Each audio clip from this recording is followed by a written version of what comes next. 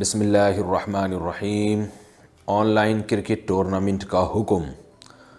عثمان صاحب منڈی بہاؤالدین سے پوچھتے ہیں، میں نے آپ کا یہ مسئلہ سنا تھا کہ اگر کرکٹ ٹورنامنٹ اس طرح کھیلا جائے کہ ایک ٹیم کو نہ جیتنے پر پیسے دیے جائیں اور نہ اس سے پیسے لیے جائیں تو وہ جائز ہے۔ کیا آن لائن کرکٹ میں بھی اس طرح ٹورنامنٹ جائز ہوں گے کہ ایک ایسی ٹیم رکھی جائے جس کو نہ تو کچھ دیا جائے نہ لیا جائے؟ جناب عثمان صاحب، یہ جو ویسے کرکٹ میں ٹورنامنٹ کھیلے جا رہے ہیں نا، اس میں تو دو مختلف ٹیمیں پیسہ لگاتی ہیں اور جو ٹیم جیت جاتی ہے سارا پیسہ اس کو دے دیا جاتا ہے، تو یہ جوا ہے، یہ جائز نہیں ہے۔ لیکن حدیث میں اس کا ایک ہیلہ بتایا گیا ہے کہ اس کو اگر اختیار کیا جائے تو یہ جائز ہو جائے گا، جیسے کہ صحابہ کرام کے دور میں زمانے جاہلیت میں گھوڑ دوڑ کے مقابلے ہوتے تھے، پیسے لگاتے تھے، جو جیت جاتا تھا اس کو انعام ملتا تھا۔ اس کا ایک ہیلہ حدیث میں ہے کہ ایک محلل داخل کیا جائے۔ وہ محلل کیا کرے گا؟ ایک ایسا گھڑ سوار درمیان میں آئے گا جس کا پیسہ نہیں لگا ہوگا اور اس کے جیتنے کا بھی امکان ہوگا، ہارنے کا بھی امکان ہوگا۔ تو یہیں سے علماء نے استدلال کیا ہے کہ اگر کوئی ایسی ٹیم درمیان میں آ جاتی ہے جو پیسے نہ لگائے اور وہ ٹیم اتنی کمزور بھی نہ ہو کہ یقین ہو کہ یہ ہارے گی، بلکہ اس کے جیتنے کا بھی امکان ہو، تو ایسی ٹیم اگر شامل کر لی جائے تو یہ معاملہ جوئے کی تعریف سے بہرحال نکل جاتا ہے۔ تو آن لائن کرکٹ ٹورنامنٹ کا بھی یہی حکم ہے کہ اگر اس میں ایک ایسی ٹیم کو شامل کر لیا جائے یا ایسے فرد کو شامل کر لیا جائے جس کے جیتنے کا بھی امکان ہو اور ہارنے کا بھی امکان ہو، یعنی وہ کھیلنا جانتا بھی ہو، تو پھر اس سے یہ معاملہ جوئے کی فہرست سے بہرحال باہر نکل جائے گا۔ لیکن اس میں ایک خرابی بہرحال یہ ہے کہ جب ہم ویسے کرکٹ کھیلتے ہیں تو تھوڑی بہت جسمانی ورزش ہوتی ہے۔ آن لائن کرکٹ کی بات آپ اگر کوئی ویڈیو گیم ہے تو یہ ایک لہو و لعب ہے، اس سے بہرحال اجتناب ضروری ہے، لوگوں کا ٹائم ضائع کرنا۔ اور ہم تو اس کرکٹ کے بھی کافی حد تک خلاف ہیں، اگرچہ اس میں جسمانی ورزش ہوتی ہے لیکن ٹائم بہت ویسٹ ہوتا ہے۔ تو اگر کوئی انٹرنیٹ پہ آپ صرف ویڈیو گیم میں لوگوں کو مشغول کر رہے ہیں تو وہ تو جسمانی ورزش بھی نہیں ہوتی، تو حلال و حرام کی بات نہیں ہے، لیکن یہ کام اتنا اچھا نہیں ہے۔ بہتر یہ ہے کہ کسی اور چیز میں آدمی اپنا ٹائم لگائے۔ رسول اللہ صلی اللہ علیہ وسلم نے ارشاد فرمایا، من حسن اسلام المرء ترکہ ما لا یعنی، انسان کے اسلام کا حسن یہ ہے، اچھائی یہ ہے کہ وہ لا یعنی چیزوں کو ترک کر دے۔ تو آپ کو بھی چاہیے قوم کے لیے مفید کام کریں، ایسی لا یعنی چیزوں میں اپنا وقت ضائع نہ کریں۔ میں حرام نہیں کہہ رہا، جائز بہرحال ہے لیکن اچھا نہیں ہے۔ لڑکی کے کفو میں کیا چیزیں شامل ہیں؟ مجیب صاحب بالا کوٹ سے پوچھتے ہیں۔ شادی میں لڑکی کا کفو کون شمار ہوتا ہے؟ کیا سید لڑکی کا نکاح غیر سید سے ہو سکتا ہے یا نہیں؟ سید لڑکی کا نکاح اس کے والد کی اجازت کے ساتھ غیر سید سے ہو سکتا ہے۔ تو مسئلہ تو یہ ہے۔ باقی کفو کا مسئلہ یہ ہے کہ جو لڑکی اپنے ہم پلہ سے شادی کرے تو شرعاً ولی کی اجازت کے بغیر بھی یہ شادی ہو جائے گی، لیکن یہ قبیح حرکت ہے۔ لڑکی کو چاہیے اپنے باپ بھائیوں کی اجازت سے نکاح کیا کرے۔ شریعت میں اس کو پسندیدہ نہیں سمجھا گیا کہ اپنے ابا کی مرضی کے بغیر کہیں شادی کرے، لیکن اگر کرے گی تو فقہاء کا اختلاف ہے، احناف کے ہاں یہ نکاح ہو جائے گا۔ اس پہ دلائل میں ایک دفعہ تفصیل سے ریکارڈ کروا چکا ہوں، کبھی موقع ملا تو دوبارہ انشاءاللہ میں اس پر دلائل سے بات کر لوں گا کہ کیا دلائل ہیں دونوں طرف کی حدیثیں اور ان میں تطبیق اور قرآنی آیات۔ تو غیر کفو میں جو برابر نہیں ہو، جوڑ کا رشتہ نہیں ہو، اس میں لڑکی اگر شادی کرے گی ابا یا ولی کی اجازت کے بغیر تو وہ نکاح منعقد نہیں ہوگا۔ کفو کہتے کس کو ہیں؟ تو کفو سب سے پہلے کفو میں دینداری دیکھی جاتی ہے کہ لڑکی بہت دیندار ہے اور لڑکا کوئی چرسی ہنوئنچی ٹائپ کا آدمی ہے، بالکل کھلے عام دیندار ہے، تو ایسا لڑکا اس لڑکی کا کفو نہیں ہے۔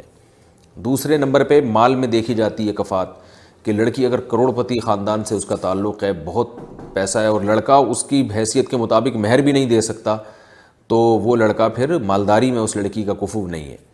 اسی طرح لڑکی اگر بہت ذہین ہے، بہت ہوشیار ہے، اور لڑکا بالکل پاگل سا ہے، باولا سا ہے، بالکل ہی مکھنچو ٹائپ کا آدمی ہے، تو یہ لڑکا بھی اس لڑکی کے جوڑ کا نہیں ہے۔ اسی طرح لڑکی اگر اونچے خاندان سے ہے، جو یعنی ایسا نسب ہے اس کا، ایسا خاندان ہے ایسا، نسب تو بعد میں آئے گا، خاندان ایسا ہے کہ جو معاشرے میں عزت دار خاندان سمجھا جاتا ہے۔ ظاہر ہے عزت دار وہی خاندان سمجھا جاتا ہے جو اچھی حرکتوں میں مشہور ہو، اچھے کاموں میں مشہور ہو، اور بعض خاندان ایسے ہوتے ہیں اپنی حرکتوں کی وجہ سے وہ اپنی عزت کھو دیتے ہیں معاشرے میں۔ تو ایسے اونچے خاندان کی لڑکی اگر اس طرح کے خاندان میں شادی کرے گی تو یہ بھی غیر کفو میں نکاح کہلائے گا، اور یہ باپ کی اجازت کے بغیر اگر یہ کام کرے گی تو نکاح منعقد نہیں ہوگا۔ اسی طرح نسب بھی دیکھا جاتا ہے، تو سید لڑکی جو ہے کیونکہ رسول اللہ صلی اللہ علیہ وسلم کی اولاد میں ہے، تو وہ اگر باپ کی مرضی کے بغیر غیر سید میں نکاح کر لے گی تو نکاح منعقد نہیں ہوگا۔ ہاں باپ کی مرضی سے کر سکتی ہے، اور باپ کو چاہیے کہ بلا وجہ لڑکی کو بٹھا کے دیر کرنا کہ بھی سید ہی ملے گا تو رشتہ کریں گے ورنہ نہیں کریں گے، یہ لڑکی پہ بھی ظلم ہے اور غلط ہے، یہ شریعت کی تعلیمات کے خلاف ہے۔ تو یہ چند چیزیں ہیں۔ اس طرح پیشہ بھی دیکھا جاتا ہے کہ لڑکی کے ابا کا جو پیشہ ہے وہ بہت عمدہ پیشہ سمجھا جاتا ہے، کوئی آفیسر ہے، اور لڑکا کوئی ایسا کام کر رہا ہے جو معاشرے میں اچھا نہیں سمجھا جاتا، جیسے خدا نخواستہ کوئی جھاڑو لگاتا ہے یا جمعدار ہے یا کوئی اس طرح کا پیشہ ہے، تو اگرچہ جمعدار بننا یا یہ حلال کام ہے، لیکن دنیا یعنی آخرت میں تو اللہ کے ہاں اس بنیاد پہ کوئی فرق نہیں ہوگا، آخرت میں تو اعمال ہی کی بیس پہ فیصلہ ہوگا۔ لیکن نکاح میں چونکہ نکاح جبھی کامیاب ہوتا ہے جب اپنے پیرالل سے ہو یا اپنے سے اونچے سے ہو، یعنی لڑکی جو ہے نا اپنے سے اونچے خاندان میں جائے دنیا کے لحاظ سے، تو اس کو کامیاب بنانے کے لیے اور لڑکی کو بے عزت ہونے سے بچانے کے لیے شریعت نے یہ قوانین بتائے ہیں۔ تو لڑکی کو چاہیے کہ وہ جب نکاح کرے تو پیشے کا بھی لڑکی کے والد کو چاہیے کہ دیکھے کہ اگر لڑکی کا پیشہ لڑکی کے والد کا بہت اونچا پیشہ ہے تو کسی ایسے پیشے میں جو عرف میں کمتر سمجھا جاتا ہے تو اس میں اگر لڑکی کا نکاح کریں گے تو یہ عورت پہ ایک قسم کا ظلم کہلائے گا۔ تو اگر عورت نے یہ شادی کرنی ہے تو باپ کی پرمیشن ضروری ہے، تاکہ باپ فیصلہ کرے کہ بھائی یہ مناسب ہے بھی یا نہیں ہے، کیونکہ لڑکیاں جو ہے وہ بیوقوف بنانا ان کو بہت آسان ہوتا ہے، تو کوئی بھی بیوقوف بنا دیتا ہے، اور پھر اس میں والدین کا یعنی خاص طور پہ باپ کی عزت کا بھی جنازہ نکلتا ہے کہ تمہاری بیٹی نے کہاں جا کے شادی کر لی۔ تو پھر اس لیے شریعت نے حکم یہ دیا ہے کہ وہ ایسے غیر کفو میں نکاح نہیں کر سکتی۔ تو یہ چند چیزیں ہیں جو کفات میں آتی ہے۔ ہاں البتہ جو فقہا اس کے قائل ہیں کہ غیر کفو میں یعنی نکاح باپ کی اجازت کے بغیر نہیں ہو سکتا، تو اس میں بھی یہ شرط ہے کہ باپ اپنی ذمہ داری پوری کر رہا ہو۔ باپ اگر نکاح کر ہی نہیں رہا، بعض والدین ایسے ہیں جو ذمہ داری پوری نہیں کرتے، بیٹیاں 40 سال کی ہو جاتی ہیں، دلچسپی نہیں لیتے، ایسی کنڈیشن میں لڑکی نکاح کر سکتی ہے۔ دادا کے بعد والد کا انتقال ہوا، وراثت کیسے تقسیم ہوگی؟ عبداللہ صاحب انڈیا سے پوچھتے ہیں، میرے دادا کا انتقال 2009 میں ہوا تھا۔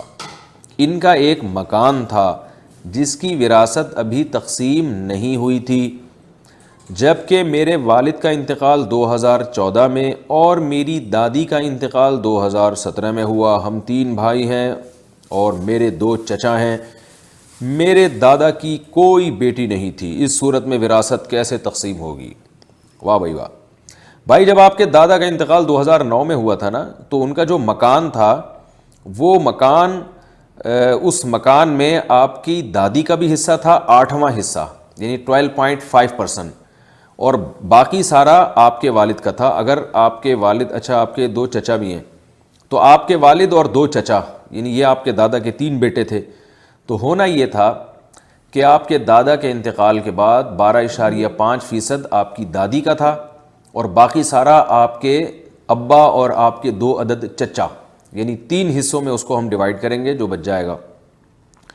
پھر آپ کے والد کا بھی 2014 میں انتقال ہو گیا، تو جب آپ کے والد کا انتقال ہوا، اللہ ان کی مغفرت فرمائے، تو جو آپ کے ابا کا حصہ تھا وہ پھر آپ کی والدہ کو 12.5%، اور باقی سارا آپ 3 بھائیوں کا ہے اس میں، کیونکہ آپ کے کوئی بہن نہیں ہے جیسے کہ سوال سے یہ لگ رہا ہے۔ تو اس طرح سے وراثت تقسیم ہوگی۔ اور دادی کا انتقال 2017 میں ہوا، تو دادی کا جو حصہ تھا نا، جو ان کو دادا سے 12.5% ملنا تھا، وہ دادی کا حصہ پھر ان کی اولاد میں یعنی ان کے بیٹوں میں ٹرانسفر ہو جائے گا، یعنی آپ کے 2 عدد چچا اور آپ کے ابو کا حصہ اس میں نہیں ہوگا، کیونکہ آپ کے ابو آپ کی دادی سے پہلے فوت ہو چکے ہیں، تو ان کا حصہ کینسل ہو گیا۔ تو دادی کو جو ملنے والا حصہ تھا وہ آپ کے 2 عدد جو چچا ہیں ابھی، ان چچاؤں کو بھی میرا سلام پہنچا دیے گا، اور ان کو یہ خوشخبری بھی سنا دیں آپ کہ وہ دادی کا جو حصہ ہے وہ آپ کے دونوں چچاؤں کو پورا مل جائے گا، برابر۔ لیکن یہ بات یاد رکھیں، اگر آپ کے دادا کا انتقال کے وقت آپ کے دادا کی ابا یا اماں زندہ تھے تو پھر یہ سیٹنگ پوری چینج ہو جائے گی۔ یہ میں نے فرض کیا کہ آپ کے دادا کے انتقال کے وقت دادا کے والدین میں کوئی بھی نہیں تھا۔ بہتر یہ ہوتا ہے وراثت کے مسائل جو ہے نا ریٹرن میں لکھ کے قریبی ادارے سے فتویٰ لے لیا کریں۔ نیکر پہن کر فٹ بال کھیلنے یا دیکھنے کا حکم۔ کیا ہم فٹ بال کھیل سکتے ہیں جب کہ ہم گھٹنے ڈھانپ کر رکھیں مگر سامنے والا اس بات کا خیال نہ رکھتا ہو اور کھیلتے وقت اس پر نظر پڑنا بھی یقینی ہو؟ کیا موبائل ایپ میں فٹ بال کھیل سکتے ہیں جبکہ اس میں بھی سطر نظر آتا ہے؟ محمد فضل بحرین۔ بھائی سطر کھولنا بھی جائز نہیں ہے، سطر دیکھنا بھی جائز نہیں ہے، تو اس لیے آپ اس سے اجتناب کریں، اللہ آپ کو بہت جزائے خیر دے گا انشاءاللہ۔ یہ جو ناف سے لے کے گھٹنے تک کا ایریا ہے نا، یہ مرد کے لیے چھپانا ضروری ہے۔ کیا اسلام تلوار سے پھیلا ہے؟ جو لوگ کہتے ہیں کہ اسلام تلوار سے پھیلا ہے اور ابتدائی دور میں جو جنگیں ہوئی تھیں ان میں 2 آپشن رکھے جاتے تھے کہ یا تو اسلام قبول کر لو یا جنگ کے لیے تیار ہو جاؤ، اس میں کتنی حقیقت ہے وضاحت فرما دیں۔ ساجد صاحب KPK سے۔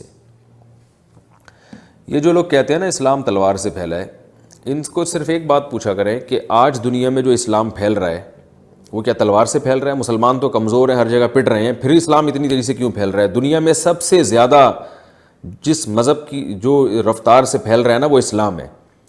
تو کسی کی حکومت کا خاتمہ کر کے اپنی حکومت کو قائم کرنا، یہ کام تو تلوار سے ہوتا رہا ہے ہمیشہ۔ جمہوریت تھوڑی تھی جو جیسے آج دنیا میں جمہوریت ہے اور مختلف ملکوں کے ایگریمنٹ ہیں، تو تلوار سے حکومتیں قائم ہوئی ہیں اور ہمیشہ سے ہوتی رہی ہیں۔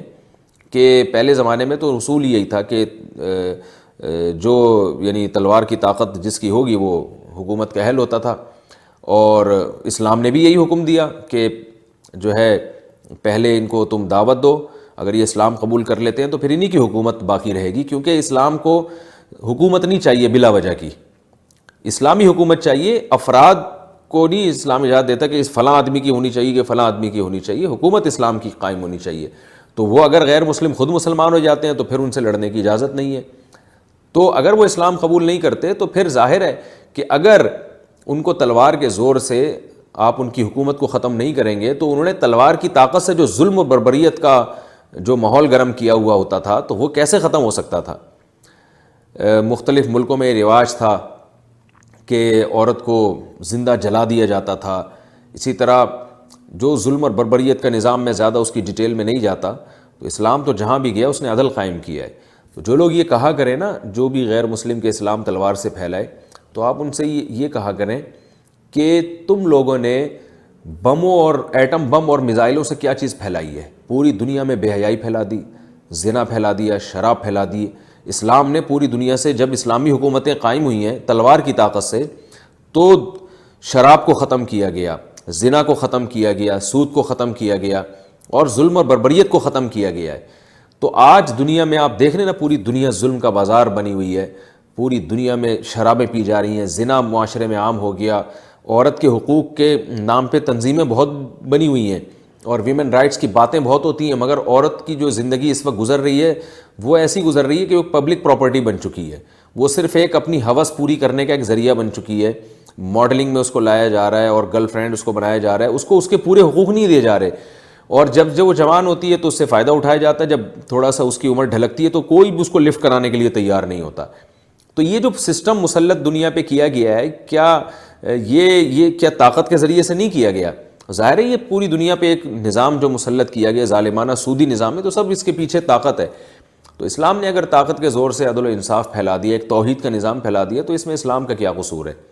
تو دنیا میں جتنے بھی آج کل حکومتیں ہیں ان کی بیس پہ تلوار ہی ہے، یہ تو جمہوری نظام اب دنیا میں آیا ہے، جتنی حکومتیں بنی ہیں وہ سب کی بیس پہ تلوار ہی ہے۔ تو اگر کوئی یہ تانا دیتا ہے نا کہ اسلام تلوار سے پھیلا ہے، تو آپ ان سے بولا کریں کہ آپ بھی تلوار ہی سے پھیلے۔ آپ بھی کوئی الیکشن نہیں ہوا تھا کوئی پرانے زمانے میں کہ جی یہ والا ملک فلاں کے حوالے کر دیا جائے، یہ والا فلاں کے حوالے کر دیا جائے۔ وہ بعد میں جب لاء بنے ہیں، بین الاقوامی قوانین وجود میں آئے، پھر یہ معاہدے کیے گئے، اور یعنی جو مختلف ممالک ہیں ان کے میں باؤنڈری کھینچی گئی کہ یہ جو ہے ملک فلاں کا ہے، یہ فلاں کا ہے، اور یہ یہاں سے آگے نکلے گا تو یہ حدود سے تجاوز ہوگا۔ لیکن یہ قوانین بھی زیادہ تر مسلمانوں کے خلاف ہی جا رہے ہیں، یعنی ان قوانین کو بھی بڑی طاقتیں توڑ دیتی ہیں۔ آپ دیکھیں اسرائیل نے فلسطین پر ناجائز قبضہ کیا ہوا ہے، تو یہ کیا الیکشن کے زور سے کیا ہوا ہے؟